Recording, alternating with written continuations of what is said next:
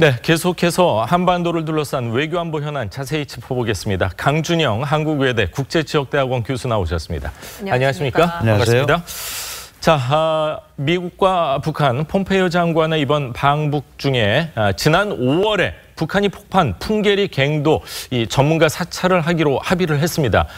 그런데요, 잘 생각해보면 지난달 있었던 남북회담에서 미국이 상응 조치를 내놓으면 영변의 핵설 연구 폐기와 또 동창리 시험장 이 사찰 수용하겠다고까지 했는데 네. 자, 5개월 전에 폭파한 풍계리 검증 카드를 지금 이렇게 다시 슬쩍 꺼내놨는데 미국이 이걸 받아들인 꼴이 됐습니다. 그렇습니다. 그 상응 조치라는 말 지금 하셨는데 예. 아직 자신들이 생각하는 상응까지는 안 왔기 때문에 예. 옛날 거를 다시 꺼내서 이 그 풍계리 핵시설 파괴는요, 기본적으로 6.12 북미 정상회담을 앞두고 사실 북한에 우리가 정말 비핵화 조치를 진정성 있게 하겠다라는 거를 대외적으로 보여주는 거였거든요. 그러니까 예. 그 다음 조치를 나가기 전에 그렇게 의심이 된다면 우리가 한 풍계리 핵시설을 와서 파괴한 걸 다시 한번 봐라. 예. 그리고 우리의 진정성을 이해해달라. 이게 되면 지금 이제 원래 이번에 우리가 폼페이오 국무장관이 방북했을 때 생각했던 것들이 잘 아시다시피 영변 핵시설 불능화 문제라든지 이런 맞습니다. 거였단 말이죠. 예. 그러니까 거기까지는 안 가 있는 거죠. 그러니까 다시 말씀드리면 6.12 회담 전 다시 북미 협상이 시작되는 원점 같은 개념에서 시작을 하겠다. 우리의 진정성은 여기에 있다. 이걸 와서 확인해보고 예. 다시 한번 지나가 보자. 이런 쪽으로 이해를 하는 게 맞지 않을까 이렇게 생각이 됩니다. 그렇군요. 예. 지난 5월 풍계리 갱도 폭발을 할 때 당시에는 전문가 없이 외신 기자들만 불러서 폭발을 했었는데요. 그때 지난 5월 그 장면 다시 한번 보시겠습니다. 네.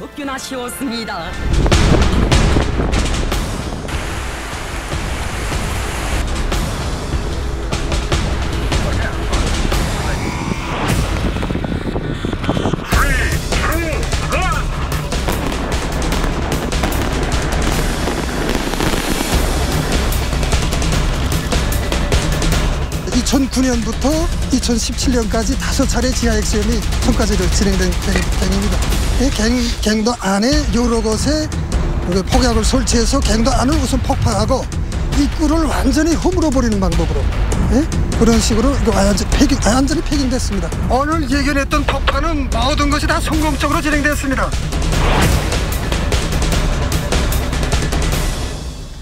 네, 북한은 완전히 폐기됐다, 성공적이었다 이렇게 밝혔지만 예. 기자들은 그저 보는 입장이었기 때문에 전문가들의 사찰도 없었기 때문에 진위 여부를 둘러싼 논란이 많았습니다. 어쨌든 폼페이오 장관은 핵 사찰단이 곧 방북할 것이라고 해서 곧 전문가들이 가서 보게 될 텐데 예.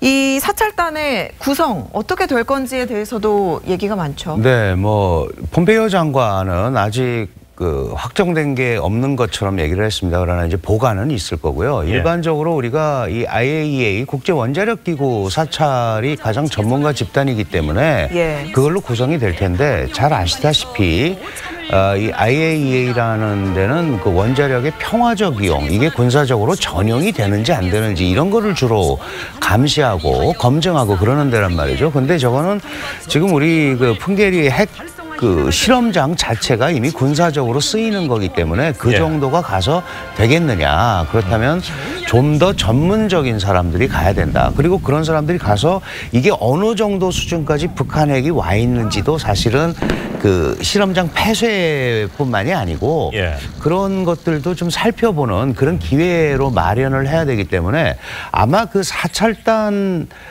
이 방북 이 문제에 대해서 이번에는 좀 깊게 얘기가 오갔을 것이다. 논의되지 않았을까. 그리고 예. 다른 부분들은 크게 큰 틀에서만 움직였을 것 같다 이런 생각이 좀 듭니다. 네. 자, 북한이 핵설 이 파기에 대한 검증 의사를 밝힌 건 사실 이번이 처음입니다. 네. 자, 풍계리 갱도 5개월 전에 폭파가 이루어졌는데 시간이 상당히 지난 만큼 상당 부분 정보도 사라졌을 거고 미국이 마음대로 쓸 수 있는 중장비도 북한에 없기 때문에 그렇습니다. 뭐 갱도를 파내거나 시료를 채취한다거나 현실적인 어려움도 굉장히 많을 것 같아요. 네, 쉽지 않을 거다. 예. 다만 이제 미국은 이런 거를 왜 받아들였냐를 우리가 한번 생각을 해봐야 될 것 같아요. 지금 이제 북한의 여러 가지 소위 미국이 걱정하는 대미 군사 시설들이 있단 말이죠. 그 풍계리는 핵실험장이고, 그래서 동창리라든가 이런 미사일 실험장, 이게 잘 진행이 되면 이번에 이미 폭파한 거지만 가서 협조를 받고 신뢰관계가 구축이 되면 그 다음에 동창리라든지 다양한 북한의 소위 그 핵과 미사일 시설들을 볼 수 있겠다 하는 그 단초가 될 수 있겠다, 이렇게 되는 거지. 근데 보는 거하고 사실을 검증하는 거하고는 좀 다르죠. 엄청난 차이가 있는 거 아닌가요? 그래서 사실은 이 부분에 좀 들어가서 시료도 채취하고 어느 정도가 돼 있는지를 봐야 되는데, 사실 북한이 이미 갱도는 무너져 버렸기 때문에 말씀하신 대로 굴착도 해야 되고 그렇습니다. 그런 데까지 구체적인 논의가 이루어졌는지, 이런 부분은 이제 그 실무선에서 좀 더 얘기가 돼야 되지 않을까, 이런 생각이 듭니다. 통역도 대동 못하게 하는 북한인데 이렇게 어디를 뭐 미국 마음대로 판다고 했을 때 그게 현실적으로 북한에서 그런 상황이 가능할까 하면은 사실 의문스러운 부분이 많이 남습니다. 당연히 그렇습니다. 사실은 핵 리스트도 제출하지 않는 이유들도 그런 거거든요. 그렇죠. 제출을 했는데 이렇게 많이 갖고 있어서 라거나 또는 그 제출한 거를 숨겼거나 이랬을 경우에 그 파장이라는 게 있단 말이죠. 그래서 사실은 이번에 이미 폭파된 거니까 북한으로서는 최대한 노력을 할 겁니다. 그러나 그게 미국의 요구나 국제사회의 어떤 그 요구에 부응할지, 그건 우리가 조금 더 지켜봐야 될 것 같습니다. 아직 넘어야 할 산이 많은 것으로 보입니다. 이런 와중에 스티븐 비건 대북 특별대표 기자들에게 싱가포르 회담에서 합의한 4가지 분야, 그리고 비핵화라는 특정 분야에서 첫 번째 일련의 조치가 구체화되기 시작했다, 이런 말을 했습니다. 여기서 구체화된 첫 조치, 어떤 걸 말하나요? 사실 기본적으로 북한의 비핵화에 동의했다가 이제 1번이잖아요. 항상 지금 우리가 모든 얘기하는데, 근데 이 대목에서 우리가 꼭 좀 기억을 해야 될 게 있습니다.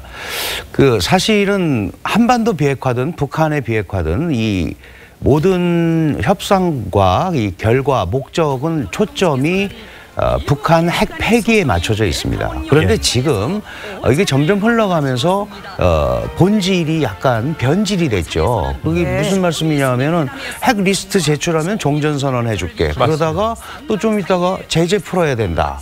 그러다가 결국은 그러면 우리가 진정성 있는 조치를 한 거니까 와서 한번 봐라, 풍계리. 그러니까 점점 비핵화라는 본질에서 약간 벗어나면서 수위도 굉장히 낮아지고 있다는 얘기죠. 그렇다면 우리가 이 대목에서 미국과 북한의 신뢰를 구축하고 첫 번째 조치를 하는 것도 매우 중요하지만, 결국은 이게 잘 안 되거나 또는 잘 진행이 되든 어떤 경우에도 결국은 본질 문제를 쉽게 피해가기가 어렵다. 그렇다면 앞으로 북한은 북한대로, 미국은 미국대로 서로 요구하는 게 상당히 많을 수 있기 때문에 이 바로 첫 번째 조치, 예를 들면은 북한 핵의 심장, 상징이라고 할 수 있는 영변 핵시설 문제를 어떻게 할 건지 그런 거에 대한 구체적인 얘기가 조금 나와준다면, 그거는 지금 싹 빠져 있는 상황이죠. 그렇습니다. 거기까지는 가지를 않고 있는 겁니다, 지금. 그러니까 제가 우려하는 것은, 물론 미국과 북한 양측이 잘 이 협상을 진행을 하고 있지만, 원래 우리가 생각했던 북한 핵폐기, 한반도 비핵화라는 가장 큰 목표를 놓고 보면 지금 단계가 너무 밑으로 내려와 있다. 물론 이게 비핵화를 향해서 가는 단초가 되고 그것의 어떤 결과를 만들어내기 위한 과정이라고는 할 수 있지만, 이게 고착이 될 가능성이 있다는 거죠. 그렇죠. 그러니까 주고받기로 고착이 된다면은 우리가 생각하는 이 핵폐기라든지 이런 쪽으로는 굉장히 오랜 시간이 걸리고 또 지리한 외교전이 이어질 수밖에 없는 그런 상황이 아닌가 싶습니다. 그렇군요. 일정 부분 북한이 원하는 방향, 북한이 추구하는 방향으로 가는 거 아닌가 하는 걱정까지 들고 있는데, 지금 말씀하신 것처럼 가장 중요한 게 비핵화인데, 의제가 여러 개가 쫙 나열되면서 조금씩 뒤로 뭐 밀렸다는 표현은 그렇지만 비핵화 핵심 의제가 흐려지면서 네네. 뭐 일부 진전한, 2보 진전한 부분도 있지만 또 후퇴한 부분도 많이 있지 않나 하는 생각이 드는 게 사실입니다. 네, 실제로 그렇습니다. 그래서 뭐 비핵화 문제가 주변화되고 있는 것 아닌가. 예. 이게 잘해서 나중에 그 문제를 건드릴 수 있으면 좋은데 이게 다른 거 얘기하다가 엉뚱하게 옆으로 가는 것 아닌가 하는 이제 그런 걱정을 하고 있는 거거든요. 주변화요. 예. 그럼 김정은 위원장과 트럼프 대통령의 2차 미북 정상회담 얘기를 좀 해보겠습니다. 곧 열릴 거는 같아요, 이제. 네네. 언제 어디가 될 건가 이런 문제가 아닐까 싶은데. 그 이례적으로 북한 조선중앙통신이 열릴 거다라고 얘기를 했습니다. 그런 걸 보면 시기와 장소 이런 거를 구체적으로 아직 확정은 안 했지만 큰 틀에서 이제 하자라는 얘기는 된 것 같아요. 다양한 지금 뭐 관측들이 있습니다만은 시기적으로 11월 6일 미국 중간 선거가 있고 또 러시아 방문 김정은 위원장의 이것도 예정이 돼 있고 그래서 어떻게 될지는 정확히는 알 수가 없지만 이 실무 접촉이 진행되는 상황에 비추어 보면 열리긴 열릴 것 같고 그리고 그것이 이제 만약에 트럼프 대통령 입장에서 중간 선거에 호재로 작용한다면 그 전에라도 억지로 할 가능성이 있지만 그렇지 않다면 이 모멘텀을 유지하면서 아마 중간 선거 끝나고 할 거고 지금 이제 시진핑의 방북설도 나오고 있고요. 그렇죠. 러시아 또 이 김정은 위원장 그 회담설 나오고 있는데 이게 그 전에 하기는 사실 쉽지 않습니다. 그 전에 하면 미북 정상회담 전에 하면 이게 또 지금 그렇지 않아도 북중러 삼각구도가 구성이 돼서 뭔가 입을 맞추어서 미국의 요구를 한다거나 이럴 소위 의심을 살 제재 완화와 관련해서요. 그렇습니다. 그런 여러 가지가 있기 때문에 아마 그거는 좀 뒤로 가지 않을까 지금 시기적으로 그렇게 좀 생각을 합니다. 그렇군요. 자, 폼페이오 장관이요. 문 대통령을 만났는데 문 대통령은 어제 열린 이 국무회의에서 김정은 위원장의 방로와 또 시진핑 주석의 방북 계획을 직접 전했습니다. 문 대통령의 발언 직접 한번 들어보시죠. 2차 북미 정상회담과 별도로 조만간 김정은 위원장의 러시아 방문과 시진핑 주석의 북한 방문이 이루어질 전망입니다. 또한 북일 정상회담의 가능성도 열려 있습니다. 한반도의 새로운 질서는 동북아의 새로운 질서로 이어질 것입니다. 굉장히 이례적이라고 봐도 될 것 같습니다. 외교적 결례가 될 가능성도 있는 이런 발언. 대통령이 직접 한 이유가 뭘까요? 지금 이제 한국 문재인 대통령이 사실 교착 상태에 빠져 있던 북미 간 접촉 이거를 추동하는 역할을 했고 그 점에 대해서는 분명히 평가를 받고 있습니다. 근데 이제 문제가 뭐냐면 이게 그냥 놔두면 또 북미 간의 어떤 흐름으로 흘러가게 되고 거기서 또 문제가 생기면 중간에 조정하기가 이제 세 번째 조정 빠져버리고요. 세 번째 조정하기는 매우 어렵거든요. 그러니까 기존 질서와는 다른 형태로 지금 국면이 진행이 되고 있다.